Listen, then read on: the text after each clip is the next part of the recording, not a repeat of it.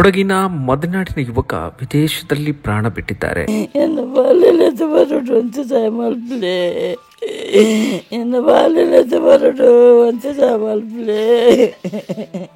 ಇವತ್ತು ಇಡೀ ಕುಟುಂಬ ಕಣ್ಣೀರಿನ ಕಡಲಿನಲ್ಲಿ ಮುಳುಗಿ ಹೋಗಿದೆ. ಈ ಚಿಕ್ಕ ಮಗು ಇನ್ನೂ ಸಹ ತನ್ನ ತಂದೆಯನ್ನು ನೋಡಿಲ್ಲ.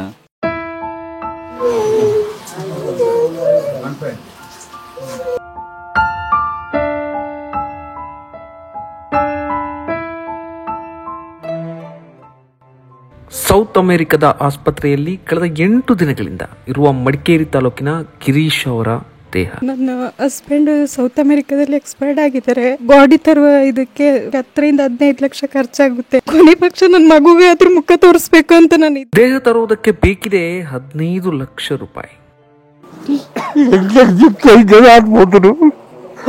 ಒಂಜಿ ಎಲ್ಲೇ ಬಾಯೆಲ್ಲ ಪತ್ತೊಂದು ಎನ್ನ ಮರ್ಮಳ ಬಾರಿ ಕಷ್ಟ. ಕಣ್ಣೀರರಿಸಲು ಮುಂದಾದಂತಹ ಆಪತ್ ಬಾಂಧವ ಮಲ್ಪೆಯ ಈಶ್ವರ್ ಮಲ್ಪೆ ಹಾಗೂ ನ್ಯೂಸ್ ನಾಟ್ ಔಟ್.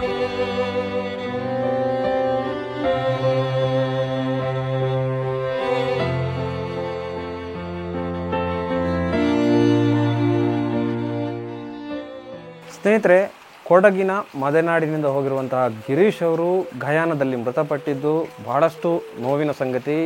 ಬರೇ ಮದೆನಾಡು ಮಾತ್ರ ಅಲ್ಲ, ಕೊಡಗು ಅಕ್ಷರಶಃ ಕೊಡಗಿನ ಪ್ರತಿಯೊಬ್ಬರು ಕೂಡ ಇದಕ್ಕೆ ಕಂಬನಿ ಮಿಡಿಯುವಂಥ ವಿಚಾರ. ಕಳೆದ 1 ವಾರ ಆಗಿದ್ದರೂ ಕೂಡ ಅವರ ಮೃತದೇಹವನ್ನು ತಾಯ್ನಾಡಿಗೆ ತರಲಿಕ್ಕೆ ಸಾಧ್ಯ ಆಗಲಿಲ್ಲ. ಯಾಕೆ ಅಂತ ಹೇಳಿದರೆ ಕೆಲವೊಂದಷ್ಟು ತಾಂತ್ರಿಕ ಕಾರಣಗಳಿಗೆ ಅನ್ನುವಂಥ ಮಾಹಿತಿ ಇದೆ. ಹಾಗಾದರೆ ಅವರ ಮೃತದೇಹವನ್ನು ಇಲ್ಲಿಗೆ ತರೋದು ಹೇಗೆ? ಇದ್ರ ಬಗ್ಗೆ ನಾವು ಸಾಕಷ್ಟು ಚರ್ಚೆಗಳನ್ನು ಈಗಾಗಲೇ ಮಾಡಿದ್ದೀವಿ. ಸಾಕಷ್ಟು ಊರವರು ಕೂಡ ಸೇರಿದ್ದಾರೆ, ಪ್ರತಿಯೊಬ್ಬರು ಕೂಡ ಇಲ್ಲಿದ್ದಾರೆ. ಈಶ್ವರಣ್ಣವರು ಕೂಡ ಬಂದರು, ಪ್ರತಿಯೊಬ್ಬರು ಕೂಡ ಮಾತಾಡಿದರು. ತುಂಬ ಖರ್ಚಿದೆ, ಒಂದು 15 ಲಕ್ಷದವರೆಗೆ ಖರ್ಚಿದೆ. ಯಾಕಂದರೆ ಅವರು ಇಲ್ಲಿಂದ ಹೋಗಿದ್ದು 101 ಕನಸುಗಳನ್ನು ಕಟ್ಕೊಂಡು ಬದುಕಿನಲ್ಲಿ ನಾನೇನಾದರೂ ಮಾಡ್ತೀನಿ ಅನ್ನುವಂತಹ ಒಂದು ವಿಶ್ವಾಸದಲ್ಲಿ ಇಲ್ಲಿಂದ ಹೊರಟಿರುವಂಥದ್ದು. ಹಾಗೆ ಹೊರಟವರಿಗೆ ಅಲ್ಲಿ ಅನಾರೋಗ್ಯ ಕಾಡೋದಲ್ಲದೆ ಅವರ ಜೀವನದಲ್ಲಿ ಇನ್ನೂ ತಾಯ್ನಾಡಿಗೆ ನಾನು ಮರಳೋದೇ ಇಲ್ಲ ಅನ್ನುವಂತಹ ಒಂದು ಕೊನೆಯ ಕ್ಷಣದ ಅವರ ಮನಸ್ಸಲ್ಲಿ ಬಂದಿರ್ಬೋದು ಜೀವ ಹೋಗುವ ಟೈಮಲ್ಲಿ. ಆದರೆ ತನ್ನ ಪತ್ನಿ, ಮಗಳು ಹಾಗೆ ತಾಯಿಯ ನೆನಪು ಅವರಿಗೆ ಬಂದಿರುತ್ತೆ. ಆದರೆ ಮಗಳು 6 ತಿಂಗಳಿರುವಾಗ ಅವರು ಅಲ್ಲಿಗೆ ಹೋಗಿರುವಂಥದ್ದು ಗಯಾನಕ್ಕೆ. ಅದು ಕೂಡ ಸಾಲ ಮಾಡಿಕೊಂಡು ಇಲ್ಲಿಂದ ಹೋಗಿದ್ದಾರೆ. ಅಲ್ಲಿ ನನ್ನ ಮಗಳು ಇಷ್ಟು ದೊಡ್ಡದಾಗಿರ್ಬೋದು, ಆಟ ಆಡ್ತಿರ್ಬೋದು, ನಾನು ನೋಡಬೇಕು ನಾಳೆ ಅಂತ ಹೇಳುವಂಥದ್ದು ಅವ್ರಿಗೊಂದು ಆಸೆ ಇದ್ದೇ ಇರುತ್ತೆ. ಪ್ರತಿಯೊಬ್ಬ ತಂದೆಗೂ ಕೂಡ ಕನಸು ಇದ್ದೇ ಇರುತ್ತೆ. ಮಗಳು ಅಂತ ಹೇಳಿದ್ರೆ ಜಾಸ್ತಿ ಪ್ರೀತಿ ಇರುತ್ತೆ. ಆದರೆ ಅವರು ಇವತ್ತು ಮಗುವನ್ನು ನೋಡಲಿಕ್ಕೆ ಸಾಧ್ಯ ಆಗಲಿಲ್ಲ. ಕನಿಷ್ಠ ಅವರ ಕುಟುಂಬಕ್ಕಿರೋದು ಒಂದೇ ಒಂದು, ಹೇಗಾದರೂ ಮಾಡಿ ನಾವು ಇಲ್ಲಿಗೆ ಅವರ ಮೃತದೇಹವನ್ನಾದರೂ ನಾವು ತರಬೇಕು ಅನ್ನುವಂತಹ ಒಂದು ವಿಚಾರ ಇದೆ. ಹಾಗಾಗಿ ತಾವೆಲ್ಲರೂ ಕೂಡ ತಮ್ಮ ಕೈಯಲ್ಲಾದಷ್ಟು ಮಟ್ಟಿನ ಸಹಾಯವನ್ನು ಈ ಕುಟುಂಬಕ್ಕೆ ನೀಡಿ ಅಂತೇಳಿ ನಾವು ಕೂಡ ನ್ಯೂಸ್ ನಾಟ್ ಔಟ್ ಚಾನಲ್ ಪರವಾಗಿ ನಿಮ್ಮೆಲ್ಲರಲ್ಲೂ ಕೂಡ ಮನವಿ ಮಾಡ್ತೇವೆ. ಹಾಗೆ ಸಮಸ್ತ ಮದೆನಾಡು ಜನ, ಕೊಡಗಿನ ಜನ ಮನಸ್ಸು ಮಾಡಿದರೆ ಏನು ಬೇಕಾದ್ರೆ ಮಾಡ್ತಾರೆ ಅಲ್ವಾ? ಸಾಕಷ್ಟು ಉದಾಹರಣೆಗಳಿದ್ದಾವೆ. ನಮ್ಮ ದೇಶಕ್ಕೆ ಅನೇಕ ಕೊಡುಗೆಗಳನ್ನು ಕೊಡಗಿನ ಜನ ನೀಡಿದ್ದಾರೆ. ಹಾಗಾಗಿ ಇಲ್ಲಿಯ ಜನರು ಎಲ್ಲರೂ ಒಂದಾದರೆ ಖಂಡಿತವಾಗಿ ಈ ಒಂದು ಅಮೌಂಟನ್ನು ಕಲೆಕ್ಟ್ ಮಾಡೋದು ದೊಡ್ಡ ವಿಷಯ ಮಾತ್ರ ಅಲ್ಲ. ಕೊಡಗು ಮಾತ್ರ ಅಲ್ಲ, ದಕ್ಷಿಣ ಕನ್ನಡ ಆಗಿರ್ಬೋದು, ಈ ಕಡೆ ಬೇರೆ ಬೇರೆ ಉತ್ತರ ಕನ್ನಡ ಭಾಗದ ಜನಗಳಾಗಿರ್ಬೋದು, ಬೇರೆ ಬೇರೆ ಭಾಗದ ಜನಗಳು ನಮ್ಮ ಸಬ್ಸ್ಕ್ರೈಬರ್ಸ್ ಇದ್ದೀರಿ. ದಯವಿಟ್ಟು ಈ ಕುಟುಂಬಕ್ಕೆ ನೆರವಾಗಿ ಹಾಗೆ ಆ ಮೃತದೇಹವನ್ನು ಇಲ್ಲಿಗೆ ತರಲಿಕ್ಕೆ ನಾವೆಲ್ಲರೂ ಕೂಡ ಕೈ ಜೋಡಿಸೋಣ. ಮೊದಲನೇದಾಗಿ ನಾನು ಈಶ್ವರಣ್ಣ ಅವರನ್ನು ಮಾತಾಡಿಸ್ತೇನೆ. ಅಷ್ಟು ದೂರದಿಂದ ನೀವು ಬಂದಿದ್ದೀರಿ, ವಿಚಾರ ತಿಳಿದು ಈ ಕುಟುಂಬಕ್ಕೆ ಏನೇನು ಅವಶ್ಯಕತೆ ಇದೆ ಅಂತ ನಿಮಗೆ ಹೇಳಿದ್ರು ಅಂತ. ನಮಸ್ಕಾರ ಎಲ್ರಿಗೂ, ನಾನು ನಿಮ್ಮ ಪ್ರೀತಿಯ ಈಶ್ವರ್ ಮಲ್ಪೆ. ಈ ವಿಷಯ ಕೇಳ್ಪಟ್ಟದ್ದು ಜಾನಕಿ ಅಮ್ಮ. ಈ ತಾಯಿ ನಮ್ಮ ಅಕೌಂಟಲ್ಲಿ ನೋಡಿ ಈಶ್ವರ್ ಮಲ್ಪೆ ನೆರವು ಮಾಡ್ತಾರೆ ಅಂತೇಳಿ ನಮಗೆ ಫೋನ್ ಮಾಡಿದ್ದಾರೆ. ಈ ತಾಯಿ ಜಾನಕಿ ಅವರ ಗಂಡ ಅಮೆರಿಕದ ಗಯಾನ ಎಂಬ ಒಂದು ಕೆಲಸಕ್ಕಂತ ಹೋದಾಗ ಅಲ್ಲಿ ಅಚಾನಕ್ ಆಗಿ ಆರೋಗ್ಯದ ಏರುಪೋರಿಂದ ತೀರಿ ಹೋಗಿರ್ತಾರೆ. ಆದರೆ ಅವರು ಇಲ್ಲಿಂದ ಹೋಗುವಾಗಲೇ ತುಂಬ ಸಾಲ ಅದೆಲ್ಲ ಮಾಡ್ಕೊಂಡು ಹೋಗಿ ಒಂದು ಕೆಲಸಕ್ಕೆ ಹೋಗ್ತಾರೆ. ಇವತ್ತು ನಾನು ಹೇಳೋದಿಷ್ಟೇ ಸ್ನೇಹಿತರೆ, ಈ ತಾಯಿಯ ಒಂದು ಆ ಚಿಕ್ಕ ಕಂದಮ್ಮನ ನೋಡಿ ಇಲ್ಲಿಂದ ಸುಮಾರು ಒಂದು 10 ರಿಂದ 15 ಲಕ್ಷ ರೂಪಾಯಿ ಆಗ್ತದೆ. ದಯವಿಟ್ಟು ಸಮಸ್ತ ಜನತೆ, ನಮ್ಮ ಮಡಿಕೇರಿಯ ಎಲ್ಲ ಅಭಿಮಾನಿ ದೇವರುಗಳು ಎಲ್ಲರೂ ಸಹ ನಾನು ಕೈ ಮುಗಿದು ಕೇಳ್ತೇನೆ. ಏನಂದರೆ ಈ ತಾಯಿಯ ಒಂದು ಕಣ್ಣೀರನ್ನು ನಾವು ಎಲ್ಲರೂ ಓಡಿಸಬೇಕು. ಆ ಚಿಕ್ಕ ಕಂದಮ್ಮ ತಂದೆಯ ಅಗಲಿಕೆಯನ್ನೇ ನೋಡಿಲ್ಲ. ಯಾಕೆಂದರೆ 6 ತಿಂಗಳಿಂದ ನೋಡಿದ ಮಗು ಇಷ್ಟು ತನಕ ತಂದೆಯ ಬರುವಿಕೆಯನ್ನೇ ನೋಡ್ತಾ ಇದೆ. ಆ ಮಗುವಿಗೆ ಸಹ ಏನಂತ ಗೊತ್ತಿಲ್ಲ, ತಾಯಿಗೆ ಸಹ ಗೊತ್ತಿಲ್ಲ. ಆದರೆ ಇವತ್ತು ಈ ಜಾನಕಿ ಅಮ್ಮನ ಒಂದು ಮುಖ ನೋಡಿ ಎಲ್ಲರೂ ಇಲ್ಲಿನ ಮಡಿಕೇರಿಯ ಅಥವಾ ಸಮಸ್ತ ನಮ್ಮ ಭಾರತ ದೇಶದಲ್ಲಿರುವ ಮೂಲೆ ಮೂಲೆಯಲ್ಲಿರುವ ಎಲ್ಲ ನನ್ನ ಅಭಿಮಾನಿ ದೇವರುಗಳು ಸಹ ಈ ತಾಯಿ ಒಂದು ಕಣ್ಣೀರು ಒರೆಸಬೇಕು ಈ ಮಗಳದ್ದು.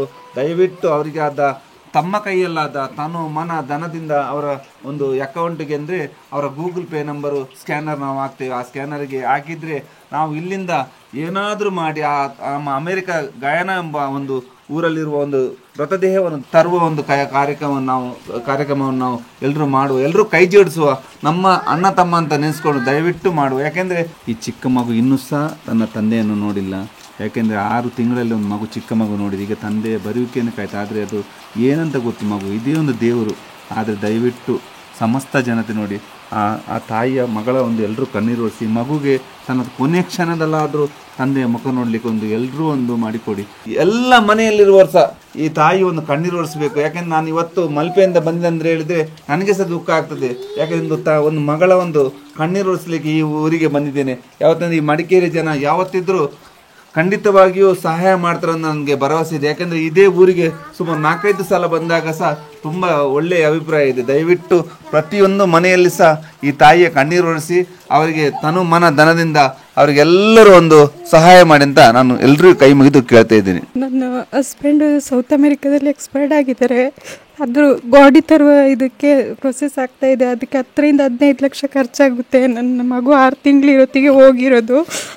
ಕೊನೆ ಪಕ್ಷ ನನ್ನ ಮಗುಗೆ ಅದ್ರ ಮುಖ ತೋರಿಸ್ಬೇಕು ಅಂತ ನಾನು ಮಾಡ್ತಾ ಇದ್ದೀನಿ. ಅದಕ್ಕೋಸ್ಕರ ದಯವಿಟ್ಟು ಎಲ್ಲರೂ ಸಹಾಯ ಮಾಡಿ ಅಂತ ಎಲ್ರಿಗೂ ಕೇಳ್ಕೊಳ್ತಾ ಇದ್ದೀನಿ. ಅಲ್ಲೋಗಿ 2.5 ವರ್ಷದಿಂದ ಕೆಲಸ ಮಾಡ್ತಿದ್ದಾರೆ ಸರ್. ಮೊನ್ನೆ ಜುಲೈ 3ನೇ ತಾರೀಕು ಇದ್ದಕ್ಕಿದ್ದಂಗೆ ಇದಾಗಿ ಹುಷಾರು ತಪ್ಪಿದ್ರು. ಮೊನ್ನೆ 14ನೇ ತಾರೀಕಿಗೆ ತೀರ್ಕೊಂಡಿದ್ದಾರೆ. ಹಾಸ್ಪಿಟ್ಲ್ ಕಡೆಯಿಂದ ಫೋನ್ ಮಾಡಿ ಹೇಳಿದರು ಸರ್ ಈ ಥರ ಆಗಿದೆ ಅಂತೇಳಿ. ಅವರಲ್ಲಿ ನರ್ಸಿಂಗ್ ಸ್ಟಾಫ್ ಆಗಿ ಕೆಲಸ ಮಾಡ್ತಾಯಿದ್ರು. ಏನು ಹುಷಾರಿಲ್ಲ ಅಂದರೆ ಏನಾಗಿತ್ತು ಅಂತ? ಅವ್ರಿಗೆ ಅನ್ಕಾನ್ಸಿಯಸ್ ಆದರು, ಕೋಮಾ ಸ್ಟೇಜಿಗೆ ಹೋದರು. ಮತ್ತು ತಲೆಯಲ್ಲಿ ಬ್ಲಡ್ ಕ್ಲಾಟ್ಸ್ ಆಗಿತ್ತು, ಸ್ಟ್ರೋಕ್ ಆಗಿದೆ, ಹಾರ್ಟಲ್ಲಿ ಲೆಫ್ಟ್ ಸೈಡ್ ಬ್ಲಾಕ್ ಆಗಿದೆ ಅಂತ ಬಂತು. 10 ಡೇಸ್ ಕೋಮಾ ಸ್ಟೇಜಲ್ಲಿ ವೆಂಟಿಲೇಟರ್ ಮೇಲೆ ಇದ್ದರು. ಮೊನ್ನೆ 14ನೇ ತಾರೀಕು ತೀರ್ಕೊಂಡ್ರು. ನೀವು ಈ ಕೊಡಗಿನ ನಮ್ಮ ರಾಜಕೀಯ ವ್ಯಕ್ತಿಗಳಾಗಿರ್ಬೋದು, ಶಾಸಕರಾಗಿರ್ಬೋದು, ಯಾರನ್ನಾದರೂ ನೀವು ಭೇಟಿಯಾಗಿ ನಿಮ್ಮ ಸಮಸ್ಯೆಯನ್ನು ಹೇಳ್ಕೊಂಡಿದ್ದೀರಾ? ನಾನು ಫಸ್ಟ್ ನಮ್ಮ ಮೇಲೆ ಪೊಣ್ಣನ ಸರ್ನ ಕಾಂಟ್ಯಾಕ್ಟ್ ಮಾಡಿದೆ. ಆ್ಯಕ್ಚುಲಿ ನಾನು ಅವ್ರನ್ನ ಡೈರೆಕ್ಟಾಗಿ ಮೀಟ್ ಮಾಡಲಿಲ್ಲ. ನಮ್ಮ ಭಾವನವರು ಹೋಗಿ ಮೀಟ್ ಮಾಡಿದ್ದಾರೆ, ಭರವಸೆ ಕೊಟ್ಟಿದ್ದಾರೆ, ಕರ್ಸ್ಕೊಡ್ತೀನಿ ಅಂತ ಹೇಳಿದ್ದಾರೆ. ಅಲ್ಲಿಯ ಆಡಳಿತ ವರ್ಗ ನಿಮಗೆ ಏನು ಹೇಳಿದೆ? ನಿಮ್ಮನ್ನು ಸಂಪರ್ಕ ಮಾಡಿದೆಯಾ ಅಲ್ಲಿಯ ಗೌರ್ಮೆಂಟ್ ಅಥವಾ ಏನಾದರೂ ಸಂಪರ್ಕ ಮಾಡಿದ್ದಾರೆ? ಸಂಪರ್ಕ ಮಾಡಿದ್ದಾರೆ. ಈಗ ನಮಗೆ ಏನಂದರೆ ಅದೇ ಒಂದು ಬಾಡಿ ತರಿಸ್ಲಿಕ್ಕೆ ನಮಗೆ ಹಣದ ಅವಶ್ಯಕತೆ ತುಂಬ ಇದೆ. ನಮಗೆ ನಾವು ಆರ್ಥಿಕವಾಗಿ ತುಂಬ ಇದ್ದೀವಿ. ಅದರಿಂದ ನಮಗೆ ಮೃತದೇಹವನ್ನು ತರಿಸ್ಕೊಳ್ಳೋಕೆ ಆಗ್ತಾ ಇಲ್ಲ. ಸದ್ಯ ಈ ಮೃತದೇಹವನ್ನು ಎಲ್ಲಿ ಇಟ್ಟಿದ್ದಾರೆ ಅನ್ನೋದಾದರೂ ನಿಮಗೆ ಗೊತ್ತಿದೆಯಾ? ಈಗ ಅದರ ಬಗ್ಗೆ ಆದರೂ ಮಾಹಿತಿ ಇದೆಯಾ? ಇದೆ ಸರ್. ಅವ್ರದ್ದು ಅಲ್ಲಿ ಸೌತ್ ಅಮೆರಿಕದ ಗಯಾನ್ ಅಂತ ಹೇಳೋ ಪ್ಲೇಸಲ್ಲಿ ಜಾರ್ಜ್ ಟೌನ್ ಅಂತ ಇದೆ. ಅಲ್ಲಿ ಈಗ ಒಂದು 7 ಡೇಸಿಂದ ಕೋಲ್ಡ್ ಸ್ಟೋರೇಜಲ್ಲಿ ಇಟ್ಟಿದ್ದಾರೆ ಸರ್. ಅದನ್ನ ಕೋಲ್ಡ್ ಸ್ಟೋರೇಜಲ್ಲಿ ಇಟ್ಟಿದ್ದಾರೆ. ಓಕೆ, ಹಾಗಾದರೆ ಈಗ ಈಶ್ವರ ಮಲ್ಪೆ ಅವರನ್ನು ನೀವು ಯಾವಾಗ ಕಾಂಟ್ಯಾಕ್ಟ್ ಆದ್ರಿ? ಮತ್ತು ನಾನು ಈಶ್ವರ ಮಲ್ಪೆ ಸರ್ನ ನಿನ್ನೆ ತಾನೇ ಬೆಳಗ್ಗೆ 11 ಗಂಟೆಗೆ ಕಾಂಟ್ಯಾಕ್ಟ್ ಮಾಡಿದೆ ಸರ್. ಅವರು ಎಲ್ರಿಗೂ ನಾನು ಮೊದಲೆಲ್ಲ ವೀಡಿಯೋಸ್ ಎಲ್ಲ ನೋಡಿದ್ದೆ ಸರ್. ತುಂಬ ಹೆಲ್ಪ್ ಮಾಡ್ತಾರೆ ಅನ್ನೋದು ನನಗೂ ಗೊತ್ತಿತ್ತು. ಮೊದಲಿಂದನೂ ನೋಡ್ಕೊ ಬಂದಿದೆ. ಎಲ್ಲೋ ನಮ್ಮ ಕಷ್ಟಕ್ಕೆ ಹೆಲ್ಪ್ ಆಗ್ತಾರೆ ಅನ್ನೋ ಉದ್ದೇಶ ಮನಸ್ಸಲ್ಲಿ ಬಂದ್ಬಿಡ್ತು ನನಗೆ. ಅದಕ್ಕೋಸ್ಕರ ನಿನ್ನೆ ಅವ್ರನ್ನ ಕಾಂಟ್ಯಾಕ್ಟ್ ಮಾಡಿದೆ ನಾನು. ಸರ್ ಕೂಡಲೇ ನಾನು ಬಂದು ಭೇಟಿ ಆಗ್ತೀನಿ ಅಂತ ಹೇಳಿ ಇವತ್ತು ಬಂದಿದ್ದಾರೆ ನಮ್ಮ ಮನೆಗೆ. ಓಕೆ, ಈಗ ಹಣದ ಅವಶ್ಯಕತೆ, ಈಗ ಅವರು ಸಾಲ ಮಾಡ್ಕೊಂಡಿದ್ದಾರಾ ಅಥವಾ ಹೇಗೆ? ನೀವು ಸಾಲ ಮಾಡ್ಕೊಂಡು ಕೆಲಸಕ್ಕೆ ಅಲ್ಲಿಗೆ ಇದು ಮಾಡಿ ಹೋಗಿದ್ದಾರೆ ಸರ್? ಇಲ್ಲಿಂದ ಹೋಗ್ಬೇಕಾದ್ರೇ ಒಂದು 5-6 ಲಕ್ಷ ಸಾಲ ಮಾಡಿನೇ ಅವರು ಹೋಗಿರೋದು. ಅಲ್ಲಿ ಹೋದ್ಮೇಲೆ ಅದೇ ಏನೋ ಒಂದು ಸಾಲ ಎಲ್ಲ ತೀರ್ಸೋಣ ಅನ್ನೋ ಉದ್ದೇಶ ಇಟ್ಕೊಂಡು ಹೋದ್ರು ಅವರು. ಆದರೆ ಈಗ ಸಡನ್ನೇ ಮೊನ್ನೆ ಇದಕ್ಕಿದ್ದಂಗೆ ಹುಷಾರು ತಪ್ಪಿ ಈ ಥರ ಆಗಿದೆ. ಓಕೆ, ಮುಂಚೆ ಅನಾರೋಗ್ಯ ಇದ್ದದ್ದು ನಿಮಗೆ? ಏನೂ ಇಲ್ಲ ಸರ್, ಏನೂ ಇರಲಿಲ್ಲ. என்ன பாலில் வரட்டு வச்சு சாமல்பிள்ளை என்ன பாலில் வரட்டு வச்சு சாமல்பிள்ளை என்ன பாலில் வரட்டு வச்சு சாமல்பிள்ளை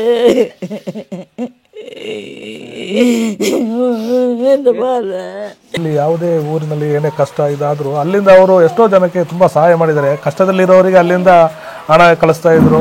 ಅವರೇ ಬಡವರಾದರೂ ಇನ್ನೂ ಯಾರಿಗೂ ಇದು ಮಾಡಲಿಲ್ಲ. ಎಲ್ಲ ಜನಕ್ಕೂ ಕಷ್ಟ ಅಂತ ಹೇಳುವಾಗ ಸಹಾಯ ಮಾಡೋ ವ್ಯಕ್ತಿ. ನಾವು ತುಂಬ ಸಣ್ಣದಿಂದ ನೋಡ್ತಾ ಇದ್ದ ವ್ಯಕ್ತಿ.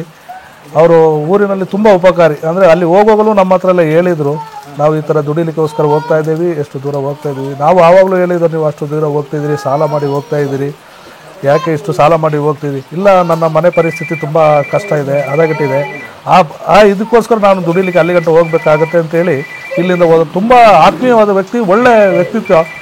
ದಯವಿಟ್ಟು ಬಂಧುಗಳೇ, ಅವರಿಗೆ ನಮ್ಮಿಂದ ಆದಷ್ಟು ನಾವು ಸಹಾಯ ಮಾಡ್ತಿದ್ದೀವಿ, ನೀವೆಲ್ಲರೂ ತಮ್ಮ ಕೈಲಾದ ಸಹಾಯವನ್ನು ಮಾಡಬೇಕು ಅಂತೇಳಿ ನಾವು ಗ್ರಾಮಸ್ಥರ ಪರವಾಗಿ, ಊರಿನವರ ಎಲ್ಲರ ಪರವಾಗಿ, ಎಲ್ಲ ಕರ್ನಾಟಕ ಜನತೆ, ಭಾರತದ ಇಡೀ ಎಲ್ಲ ಜನತೆಗೆ ನಾವು ಕೋರಿಕೊಳ್ಳೋದು ಒಂದೇ, ನಿಮ್ಮ ಕೈಲಾದ ಸಹಾಯ ಮಾಡಿ ಅಂತೇಳಿ ಕೇಳ್ಕೊಳ್ತಾ ಇದ್ದೀವಿ. ಈಗ ಗಿರೀಶ್ ಅವರು ಗಾಯನದಲ್ಲಿ ಮೃತಪಟ್ಟಿದ್ದಾರೆ. ಅದಕ್ಕಾಗಿ ತುಂಬ ಹಣದ ಅವಶ್ಯಕತೆ ಇದೆ. ಎಲ್ಲರ ಸಹಾಯ ಭಾಳ ಮುಖ್ಯ ಇದೆ ಇದರಲ್ಲಿ. ದಯವಿಟ್ಟು ಎಲ್ಲರೂ ಆದಷ್ಟು ಗಿರೀಶನ ಮೃತದೇಹ ತರಲು ಸಹಕರಿಸಬೇಕು. ಭಾರಿ ಕಷ್ಟ ಉಂಟುಲ್ಲ ಎಂಕಲ ಪಾಪ ತಕ್ಲು ಎಂಕಲ ಮಗನು ಮಾತೇರ್ಲ ದಯವಿಟ್ಟು ಸಹಾಯ ಮಾಡ್ತದೆ. അതിനകത്ത് സഹായം മൽപ്പുള്ളി ಬಂತೇನು ಬೇಡಂತುള്ളೆ ദൈവത കോലത്തുണ്ട്, ആ കോല കരുത് പോയിനേ അല്ല എനിക്ക് അವು ಭಾರಿ ಬೇಜಾರಾಗುಂಟು. ಕೈಗಾಟ್ಬಿಟ್ಟು ಒಂಜಿ ಎಲ್ಲಿ ಬಾಳೆಲ್ಲ ಪತ್ತೊಂದು ಎನ್ನ ಮರ್ಮಳು ಭಾರಿ ಕಷ್ಟ ಉಳ್ಳಾಳೆ. ಅಂಡ ಈ ಕರ್ನಾಟಕದ ಹತ್ತು ಇಡೀ ಇಂಡಿಯಟೆ ಏನು ಕೇಳೋದಿಪ್ಪಣ ಧಾರಮಂಡ ಏನ ಬಾಲೆತ ಒಂಜಿ ಸಾವು ಅಂಚ ಆತ್ಕೊಂಡು ಹುಷಾರಿ ಜಂದೆ ತೈ ಬಿಡ್ತು ಐದು ದೆತ್ತವತ್ತು ಒಪ್ಪವನ ಕೆಲಸ ನಮ್ಮ ಭಾರತ ಮಾತ್ಯತ ಜನಕ್ಕುಳ್ಳಿಪ್ಪಣ ಐಕ್ಯ ಬೋಧಾಯಿನ ಸಹಾಯ ಏನು ಕೇಳೋದಿಲ್ಲ. ನನ್ನ ಸ್ನೇಹಿತರಾದ ಹೇಮಂತ್ ಸಂಪಾಜಿ ಅವರನ್ನು ಕರೆದೆ ಒಳ್ಳೆ ಉದ್ದೇಶಕ್ಕೆ ಕಾರ್ಯಕ್ಕೆ ನಾನು ಕೈ ಜೋಡಿಸ್ತೀನಿ, ನನ್ನಿಂದ ಆದ ಸಹಾಯ ಮಾಡ್ತೀನಿ. ಆದಷ್ಟು ಜನಗಳಿಗೆ ನನ್ನ ಒಂದು ವಿಡಿಯೋದಿಂದ ಸಮಸ್ತ ಜನತೆಗೆ ಹೋದರೆ ಯಾರಾದರೂ ಎಲ್ಲರಾದರೂ ಒಂದು ಅನುಮಾನದಿಂದ ಸಹಾಯ ಮಾಡ್ತಾರೆ ಅಂತ ಹೇಳ್ತಿದ್ದಾರೆ. ಹಾಗೆ ನಮ್ಮ ಈಶ್ವರ್ ಮಲ್ಪೆ ಚಾನಲ್ಲು ಖಂಡಿತವಾಗಿ ಬರ್ತದೆ. ಆದಷ್ಟು ಇವರ ಚಾನಲನ್ನು ನೋಡಿ ನ್ಯೂಸ್ ನಾಟ್ ಔಟ್ ಅದರಲ್ಲಿ ಬರ್ತದೆ. ಎಲ್ಲರೂ ಸಹ ತನುಮಾನದಿಂದ ಸಹಾಯ ಮಾಡಿ ಅಂತ ಹೇಳ್ತಾ ಕೈ ಮುಗಿತಾ ಹೇಳ್ತಿದ್ದೀನಿ.